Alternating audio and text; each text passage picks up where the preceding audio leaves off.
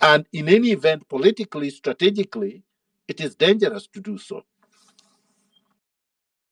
Thank you so much, Dr. I'm actually, it's good that we're having this discussion because I'm actually one of the people who, there's a mic that's on. I'm actually one of the people who actually, when it comes to demonstration, of course, the rights are enshrined in the Constitution, but I'm actually one of the people who were against marching to State House. And my reasoning was, and in fact, this very upset a lot of people when I posted out there and say, do anything you want to do within the law, but just leave that house alone. Because I was looking at it from the point of view that actually the State House as it is, being having the symbol that it has, the people who've lived there have just been there for 10 years, whatever years, and then they go. So looking at it from the point of view of a commander-in-chief of the defense force being in there, the moment the citizens are coming, and sometimes these demonstrations are also infiltrated, unfortunately, what role, because of course he also has his security there, isn't there a chance of escalation when actually his security wants to protect him and whisk him out? That was, Dr. If you can clarify that. Yeah, Marge, a lot of people don't understand that Ruto will be gone by the time people reach Serena Hotel. He would be gone by helicopter. He would not wait for people to reach State House. A lot of people don't understand that he may not even have been in town when there were demonstrations reaching Parliament. You don't know how cowardly these people are. But on top of that, it is disempowering to the people to tell them, to scare them away, to sell fear to them. Because all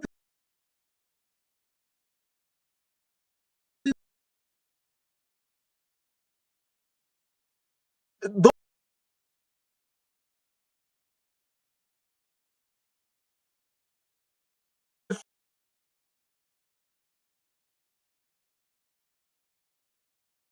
guarded himself more than Ruto. Let's not sell fear to the people. Mugabe guarded himself. 1 million people cannot be shot on the streets. That would be suicide for Ruto.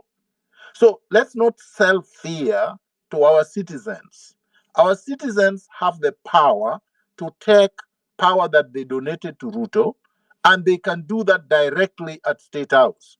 And I can assure you, once you have 1 million people marching to State House, there will be no shot fired. These police officers and the military will join the crowd. They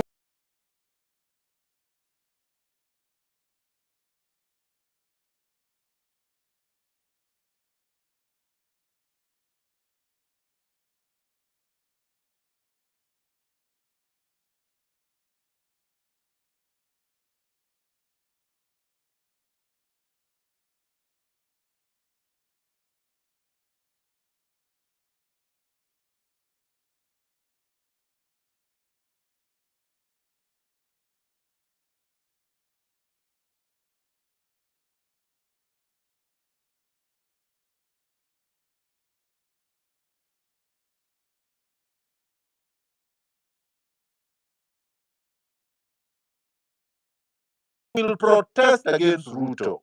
And Ruto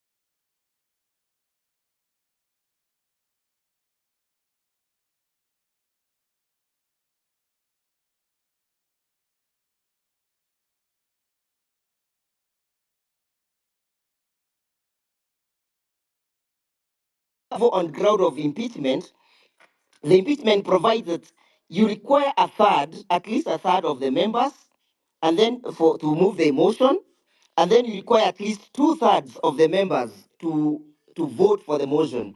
So I believe these tools are some of the tools that can be explored in terms of trying to dislodge Ruto. Why? Because if we get out of the constitution, we may never ever get back to that particular route. Number two, Mr. William Ruto being rogue and being what he is, there is nothing that stops him from also saying but that because the citizens have now abrogated the constitution, that he may also resort to very extra constitutional means of trying to retain power.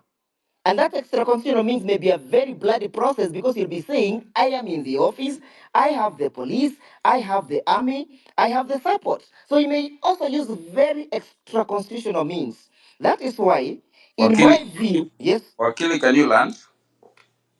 Well, I think those are some of the proposals I would perhaps be making. As I land on the question of the mainstream media, we need to boycott them so that we may rally, they may rally behind the movement of the people. Number three, as I sum up, we must dislodge the current political status quo, and we need to have a hashtag of the hashtag of the status quo must fall, so that we completely get away from the embarrassment we found yesterday in KICC, that the people who believes in dialogue were in KICC yesterday. Those who believes in good governance and accountability are meeting where we are meeting. Thank you. Thank you so much. Thank you so much. Over to you, Hilary, and then I see that Terry wants to chime in. Yeah. Yeah. Thank you so much, Wakili. Dr. Yeah, yeah. Miguna. Subject to us hearing from CJ Mutunga, I just wanted to say quickly to Advocate Ndegwa three things. Number one, uh, the problem with lawyers who are focused on the black letter law is that they get lost. This is bigger than black letter law. This is bigger than litigation. We are on the streets already, and it is already bloody. We have counted about 50 bodies that Ruto has piled up.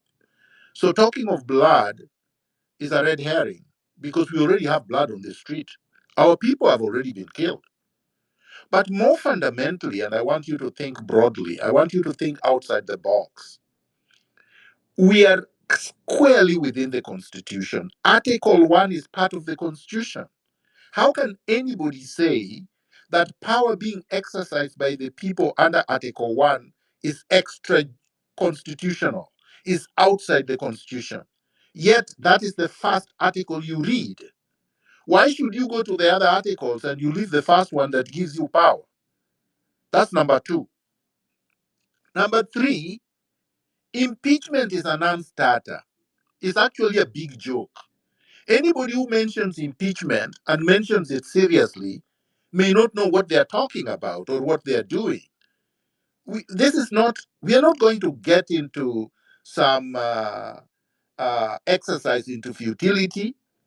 You're talking about people who cannot even impeach a governor? I mean, how many governors have been impeached? Two in the history of the Constitution? I mean, Sonko and his brother from the guy from Kiambu. That's it. And yet we have crooks all over. And then you're talking about impeaching a president. You're impeaching a president who controls the entire parliament and now controls the so-called opposition also.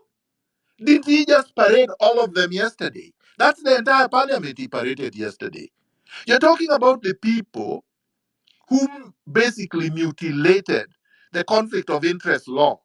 And they all voted as a block, 25 of them, with no senator voting no. Even the ones that are purporting now to be with the people did not even dare attend to cast their votes and say no. All of them voted unanimously. These are the people you say can impeach a president? My friend, let us not joke too much. We already have too many people suffering. many people abducted, too many people killed, families grieving, and then we bring them this. This would be to castrate the revolution. This would be to make it useless, to give people hope which is completely empty. It would be to divert our energies and anger into nothing. It's almost like the people who are telling us, let's sue Ruto. Sue him where? How? And how are you going to enforce the court orders? Because the court orders must be enforced by the police. So how would you get Ruto out of State House with the police that he controls? Please, let us think strategically. Let us not think like people who just went to law school to study black letter law and do not have the common sense to come out of it. Thank you so much, Daktari. Maj, as you come in, thank you so much. I see Tony Gachoka carries on, but I want to give Neto, and then Tony Gachoka, you can also submit yours.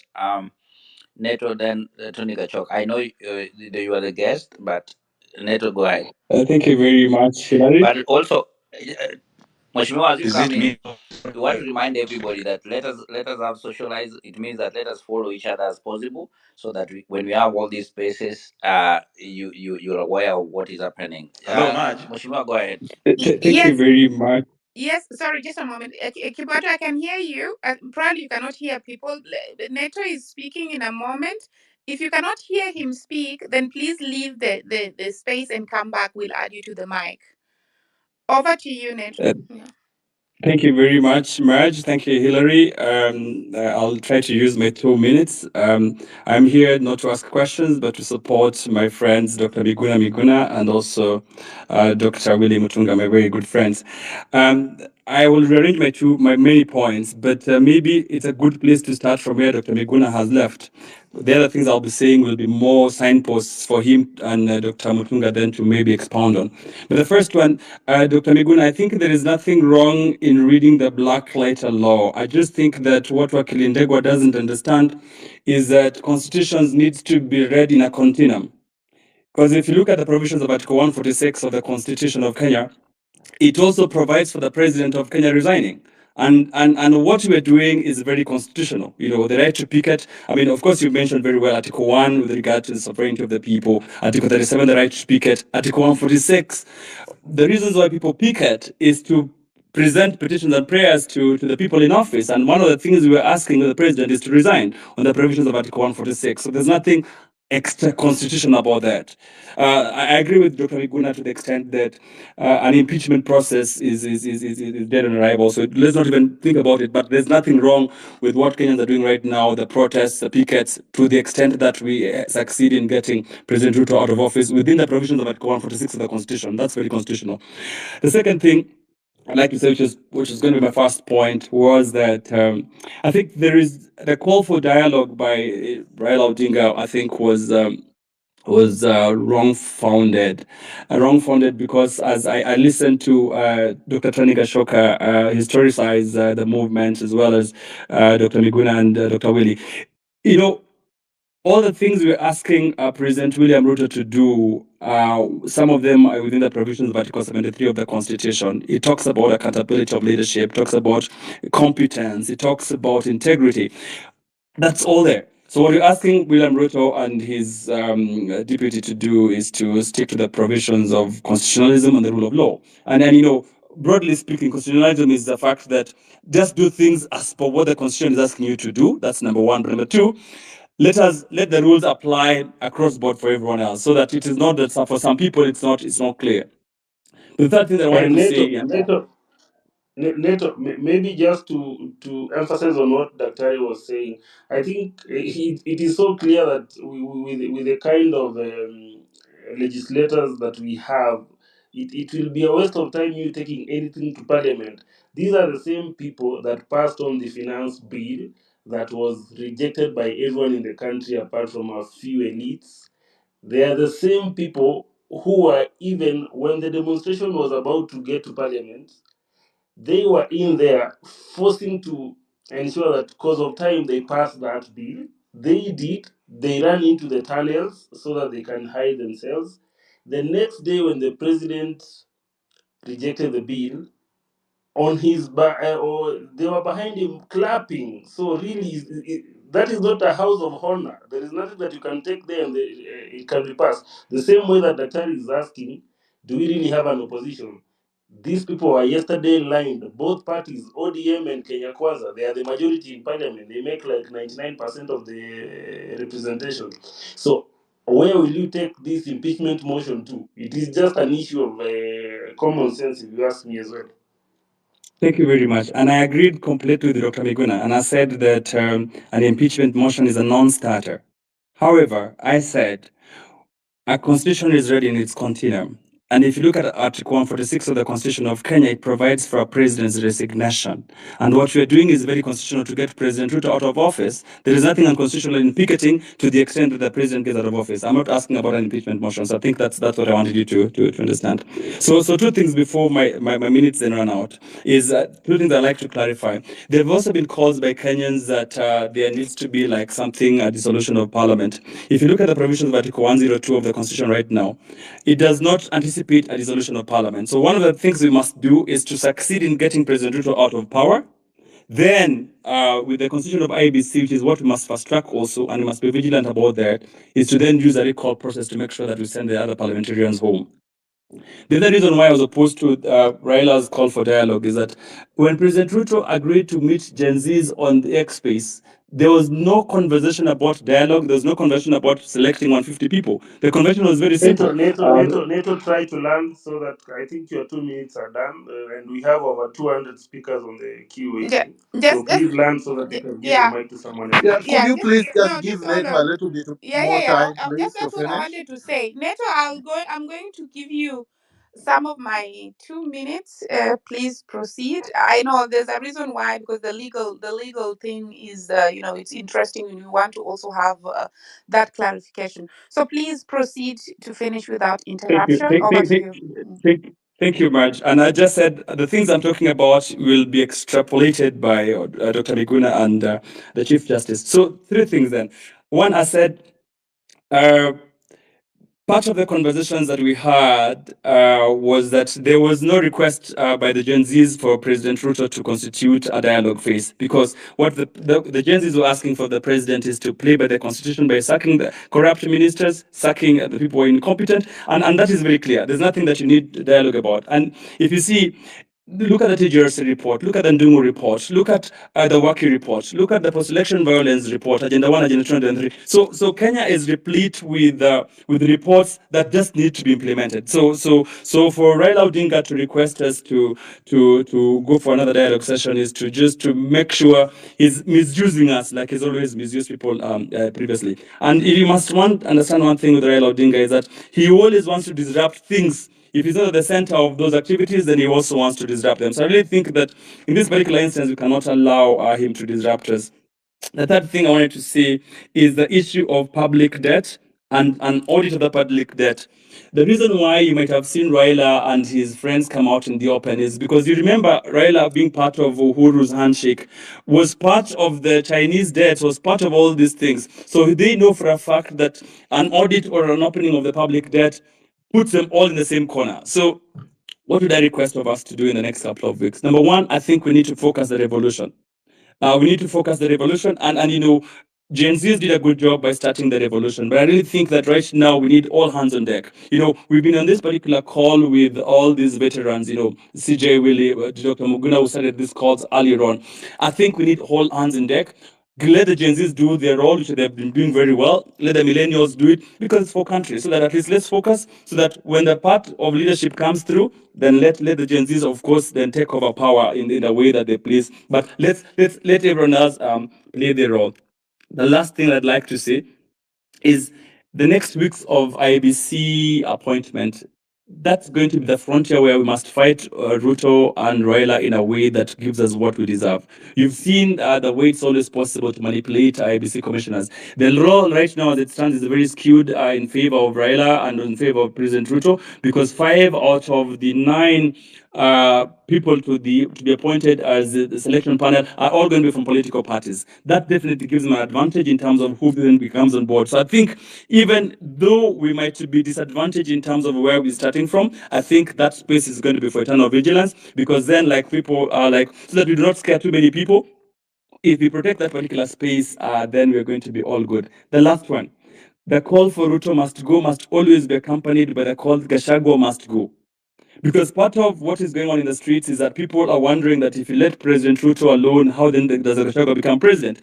Which is even more horrendous than the current president. So I really think that that clarion call should be for both of them. Of course, Ruto must go, Gachagua must go. But of course, when both of them go, and there are constitutional ways of doing that. If you look at the purpose of Article 143, once the president has gone, the president, you can also throw away the deputy president, and then, of course, there's an election in 60 days. So that, of course, then still within the constitution. So that people like Ndego have no business getting worried. We will make sure the president resigns within the provisions of Article 146. We will make sure the deputy president resigns within the provisions of Article 143 and 144, and we shall have an election in 60 days where Gen Zs and other Kenyans can then put in the kind of presidents they want. Thank you very much, Maggie. Thanks so much, Neto. And yes, and Tony, you next. Thanks for your submissions there. And Tony, take a go, and then Mnyama, Mkenya, you question. Thank you. I just want to address the issue of fear and the issue you raised about marching to State House. Because, look, these issues that we are taking are not easy. It was Winston Churchill who said that of all the virtues of a man, there is nothing more important than courage. We would not have got the finance bill retracted had people not risked their lives and marched. We would not have the IBC panel now appointed had there been no this protest and this sacrifice of so many Kenyans, because even the NADCO report was not able to give birth to that. And I want to remind Kenyans what happened in 2002 when Mwai Kibaki won the presidency. President Moi came to Uhuru Park and the public went crazy. Moi must go, Moi must go. And he had all the security and everything there, but nobody was holding back Uhuru Park. I want to associate myself with what Miguna had said earlier. I think this country has not reached the point of critical mass. When we reach a point of critical mass, we are so many of us that they will be all scared of us. I was watching last week all MPs apologizing. I'm so sorry I didn't listen to Jay Z. I'm so sorry I didn't listen because they can't go home. I want to be, because these people listen to this space, and I know many from State House and intelligence are listening. The reason they bring out the army is to scare you. The reason they shot all these people, even 12-year-old boy, is because they want to scare Kenyans. Fear is that is their merchandise. If we buy fear and we start now looking like we want to be apologetic, we want to do IPPG, we want to do small things, as Miguna says, the black law, letter of the law, we are going to begin to lose that momentum. What is important, no dialogue, no talks, and no retreat means, are we ready to march and to march even up to State House? Who would have believed would have got it into Parliament? Who would have believed that Ruto can refuse to sign the Finance Bill 2024? Who can believe even now the military is hiding? Although they are deployed, they don't want to be seen in the public. We are winning this war because we are courageous and we have no fear. Let them not even think we have any fear at all. I want to stop there. Thank you so much. Dr. Miguna, do you want to chime in before we go to KDR News, or should we No, proceed? no, go ahead. Go Okay, ahead. thank Go you. ahead. KDR News, then Esperance, then Kenya. Thank you very much, Maja, Dr. Miguna, my good friend, and CJ Emeritus, Dr. Mutunga. I'm a little bit confused here because the law which was rejected, but technically I'm not a lawyer, that's why I need people like Dr. Miguna to come in and really tell us what is the, I mean, right now, where are we with the rejected bill? We've not actually had anything, and as per the explanations, Dr. Miguna, I had you last time. You said that after 14 days, that's what is the constitution. The law becomes effective. So where are we right now, and what can we do to salvage that particular law? And not really salvage, but just completely eradicate it. The other thing I also need to get from the legal minds is the aspect of, I mean, not really the aspect, but where are we with the real data of the people who are killed? I've tried to put my team in the field to get some more data, also more clarification, but they are getting a lot of pushback. Dr. Tony, I'm really having a very serious issue with getting the data from the hospitals, the data from the police. So up to now, even the 41 gallant members of the Gen Z who were killed, we don't really have clear data and what really killed them, because what we also need when we are writing even articles, we really need to get facts right. So I'm still really having a very difficult time getting those data, getting the post-mortem, and up to now. So we are really having a very terrible situation down there.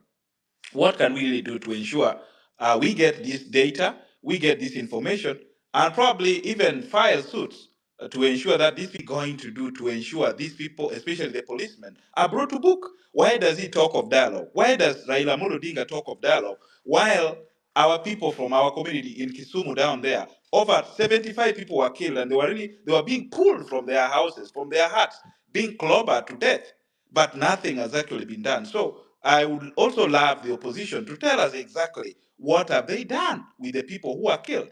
Right now, as we are speaking, there are people who are still getting abducted. The Gen Zs are being sent very weird messages threatening them and all that. So what kind of dialogue are they telling us while people are still being forced from their houses? They are being forced to abandon their just cause. He mentioned the issue of cattle rustling in I mean, why are we glorifying robbery with violence?